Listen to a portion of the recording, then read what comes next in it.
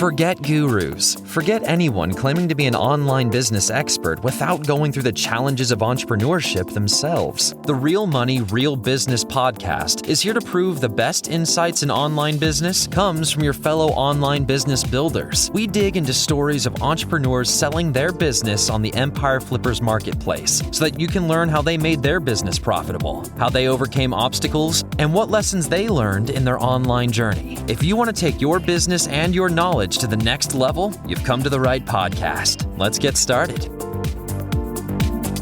Hey everyone, Brandon here with another great business to discuss on this episode of the Real Money, Real Business podcast. Today's guest is Lawrence, and he's selling his Amazon merch business on the Empire Flippers marketplace. So welcome to the show, Lawrence, and how are you doing today?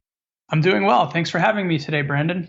Yeah, it's really great to have you on the call today and speak to you about this business that you've created. But before we get into the details of the business, why don't we give a general overview? So it is a Amazon merch business in the apparel and accessories niche, created in April 2018. The average monthly revenue for the business is $10,230 and makes an average of $9,306 per month in net profit. For everyone listening, you can visit empireflippers.com/marketplace and search for listing number 55369 to learn more about the business, or you can unlock this listing to start your due diligence if you're interested in purchasing this asset. So now that I've given a general overview of the business, what's included in the sale is the Merch by Amazon account with over 3,708 designs, all brand assets, the Amazon advertising account, a TeePublic, Spreadshirt, and Zazzle accounts with over 3,000 total designs, standard operating procedures, and a graphic designer contract. So, Lawrence, can you tell us a little bit about your background in building and running online businesses? Sure. This was actually my first attempt at doing anything online. I think it was back in 2017. I was walking home from work one day and I was listening to a podcast called The Side Hustle Show with Nick Loper. And they were talking about Merch by Amazon, and it sounded interesting. So I decided to apply, and about 1 year after that, my application was approved and I got started. That's amazing. So, lo and behold, you were able to find this business model listening to a podcast. And what was it that drew you into this specific niche as far as the apparel and accessories? Was there something that stood out to you during those research years that you saw as a great opportunity, and that's why you ultimately went into this niche? At the time I was employed as a school teacher and I had another business as a sports coach. So I was looking for something that was not going to take up too much of my time. And one of the best things about this business model is having no inventory and not having to do any customer service. So when I post a product and publish it, I'm pretty much done with the work at that point. There's just so much traffic coming through Amazon, and having that 2-day Prime shipping badge, it really makes things easy. So I would say the passive nature of the business, and I can speak a little bit more about that later if you have follow-up questions on that.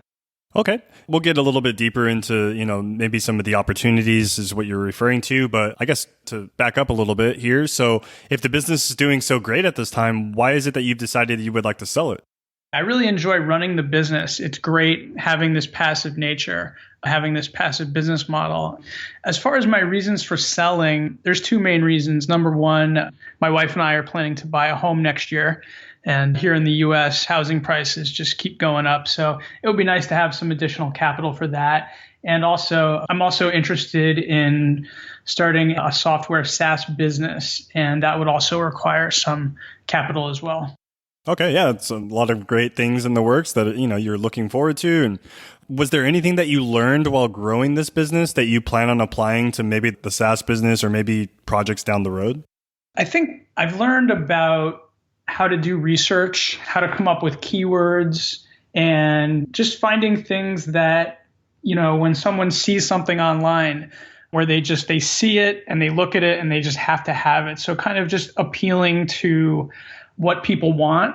And also my graphic designer, I can talk more about him later in the interview, but he does such a great job, and he really knows what the buyer wants and kind of how to make things look really good and just stand out in a sea of other designs. Yeah, it's really great that you have that resource. And yeah, we'll get a little bit deeper into some of the operations of the business and the workload. But first, was there any software or tools that really helped you at the start of building this business? Yeah, some software that I still use to this day is called Merch Informer, which provides a lot of insight into print on demand. So I use Merch Informer.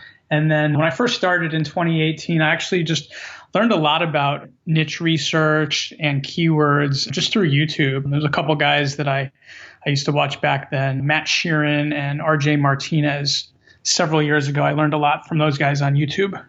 Yeah, it's a really great resource as well. And I'm sure our listeners can also see the value and maybe looking those guys up as well to get some value from them. Now, was there anything that you tried with this business and it just didn't give you the ROI that you were expecting? Yeah, there's a couple things. In the early days, I probably spent some time chasing trends that, did not really have long-term staying power. Now, when I do research and when we design, it's more for evergreen things that can be bought year round and things that don't come and go. And I would say the other thing that I tried and didn't work kind of within the e-commerce realm outside of what I'm selling is just trying other types of e-commerce. I did Etsy when I first started this. Although I was getting a lot of quick sales with similar designs that I have on merch, at that time I had a full-time job. I was operating another business. So I just didn't have time for the customer service to do Etsy at that point.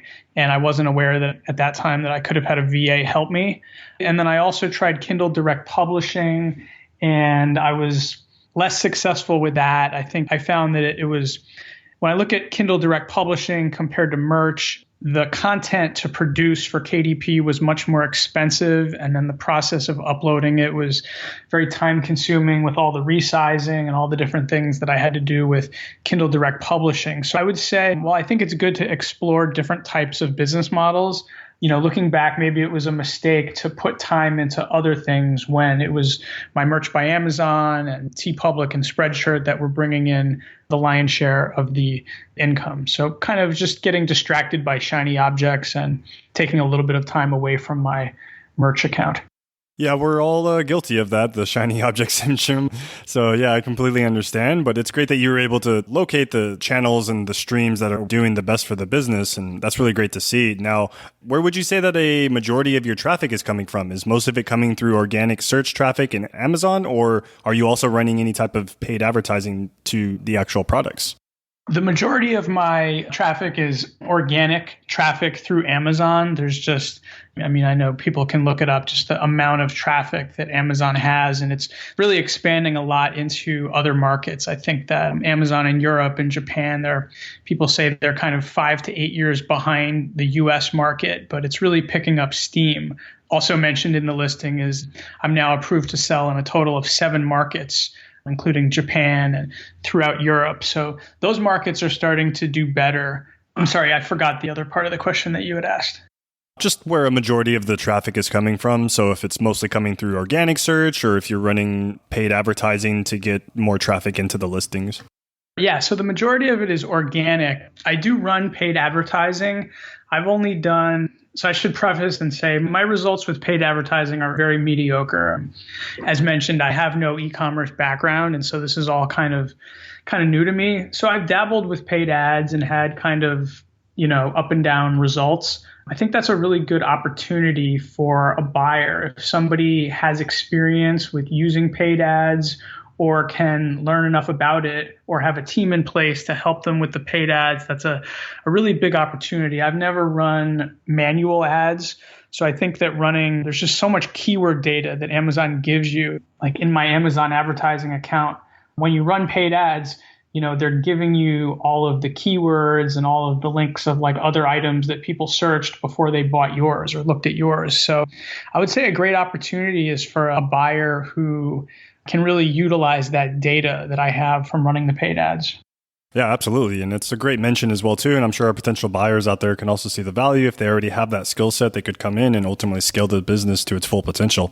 So that's really great to hear that. Now, can you walk us through what are some of the typical operations or the work that you're performing on the business on a weekly basis at this time?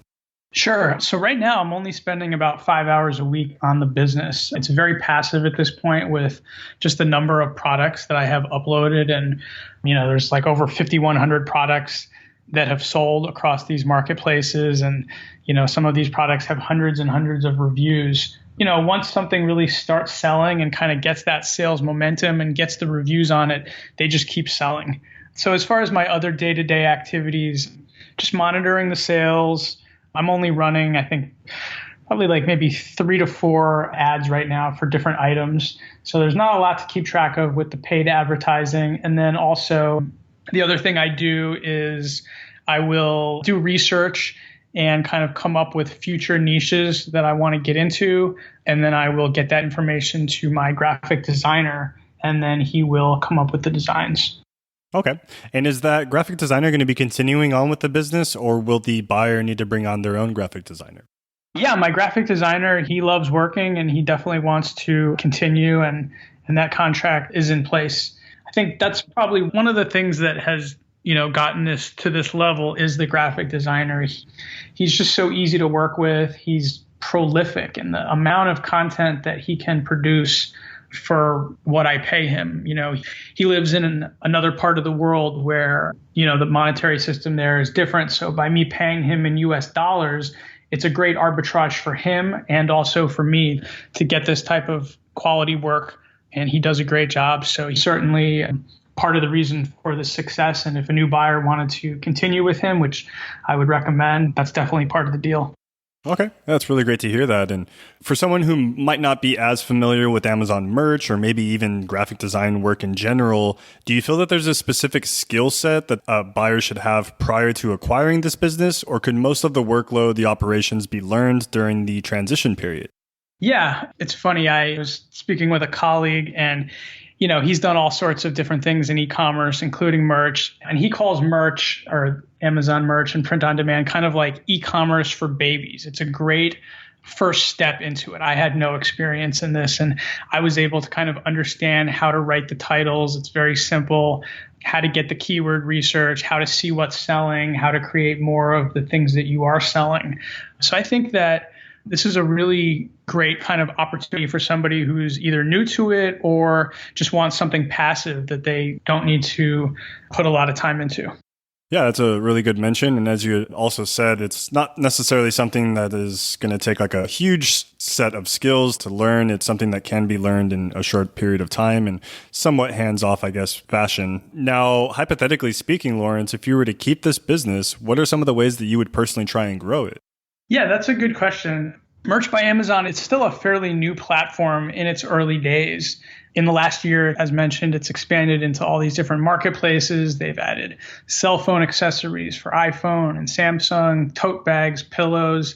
And since I'm actually at the highest tier, I qualified for a program where Amazon will actually automatically translate my listings into these new marketplaces. I can go to bed one night and wake up the next morning and I have more designs that are live in Japan and Spain and France and Italy. So it's great to have Amazon kind of working for you. Was there something else you asked in that question? Yeah, just other ways that you would personally try and grow the business if you were to keep it. Yeah, that's right. Sometimes I get a little off track. I love talking about merch. Yeah, so the other opportunities, there's a number of opportunities. I would say that just kind of the easiest and quickest things that they could do to earn more money would be to get set up on Etsy. Etsy has a fair amount of organic traffic. So I would probably get on Etsy. The other thing is Redbubble is another account that gets a lot of traffic through Google that I have not had time to get on. So one example of how to grow the business would be taking the existing designs that are already part of the sale and listing them on other marketplaces such as Etsy, Redbubble, possibly even Walmart, I heard, is kind of getting into e-commerce now. So that's one opportunity. I think another opportunity would just be getting more of the uploads up in the international marketplaces because there's a lot of room for growth internationally. And I think paid advertising is another area for growth. As mentioned, I'm not the best with advertising. So I think if there's a buyer out there that can, has a team in place or is good with paid advertising, there's a lot that can be done with paid ads by running manual ads and kind of understanding the data better than I do. Yeah, it's all really great roadmap for a potential buyer to come in and really focus on those key avenues to grow the business even further. And on the flip side of that, what would you say are maybe some of the potential risks associated with this business that a buyer should be aware of? Yeah, as far as risks, it's similar to other types of Amazon businesses such as FBA, where, it's Amazon's beach and you got to play by their rules. So I think just staying in compliance with terms and conditions of Amazon, just as, anybody in FBA or KDP would need to do, just making sure that you're in compliance. Okay. Now, are you willing to commit to a non-compete, meaning once the deal is finished, you'll stay out of this specific niche during the required time? Yes, I'm good with the non-compete clause. Okay. And then how much support are you willing to offer potential buyers? Are you going with the typical 30 days of email and call support, or did you have something in addition that you would like to add on to that? I believe when I filled it out with Empire, it was 30 days plus the Skype. But, I really enjoy talking about print on demand and merch. And if a buyer wanted more time, that would certainly be okay. Okay, that's really great to hear that. And then also, are you open to negotiating something like an earnout where you'll receive a large portion of the sales price up front and then smaller payments closing out the deal shortly after that? I would definitely give preference to an all cash deal, because I am looking for capital for a new home and a new business, but I would consider all offers that come in. Okay. And I'm sure our potential buyers as well can also see the value in that and something that can always be discussed during the negotiation period. So that's really great to hear that. Now, final question for you, Lawrence, wrapping up this call, putting yourself in the shoes of a buyer, why do you think that this business is worth buying? Well, I think the passive nature is a big part of it. I have colleagues that are in, the FBA business, and I have to listen to these stories about them, getting inventory that's stuck in China and dealing with VAT taxes and Amazon storage fees and customer returns and all these different things. And, I tell them what I'm doing and they kind of like, oh, that's pretty interesting. So I think the lack of inventory really just frees up a lot of a buyer's time. And, print on demand is still a relatively new business model with a lot of room for growth. Amazon's constantly adding new products. And, with just a click or two, I can get all these same designs up on all these new products and marketplaces. So I think Amazon merch is still kind of in its infancy, and it's great for somebody who does not want to deal with headaches of shipping and customer service and those kind of things. Yeah, absolutely. And it's also a really great value that you've already established this foundation for the buyer. So ultimately, they could come in and scale some of the opportunities that we mentioned in this call, already having that foundation in place. So it's really great to see that. And that pretty much wraps up this call. Was there anything else that you'd like to add, Lawrence, that I might have missed? That was a great call. I guess what you just mentioned, regarding risk and things like that. The other thing I wanted to point out is, I think of this business kind of like an index fund or a mutual fund where I have all these different products in different places. So I know guys in Amazon FBA and they may only have a small number of products. So if you get a dip in, one of your products in FBA, it's a bigger deal versus merch. It's kind of, there's just so many other products that are selling that I think that there's less risk in this just because of the, having 100,000 ASINs. Yeah, absolutely. And it's something that we also mention a lot of these calls is the more diversified you can be with your revenue streams, the better off you really are in creating that moat and being more risk adverse, I guess, when it comes to that regard. And that pretty much wraps up the call. Thanks again for jumping on. And it was really awesome speaking to you about this business you've created. And yeah, looking forward to seeing this listing getting sold for you here in the near future. Yes, thank you for having me. All right. Thanks, Lawrence. And all right, everyone, thanks for listening. To learn more and to see if this listing has already been sold, head over to empireflippers.com/marketplace and search for listing number 55369. If you're watching this on YouTube, click the link in the description to go straight to the listing. And once you've unlocked this listing, you'll be given everything you need to know about this business. So until next time, enjoy your digital journey.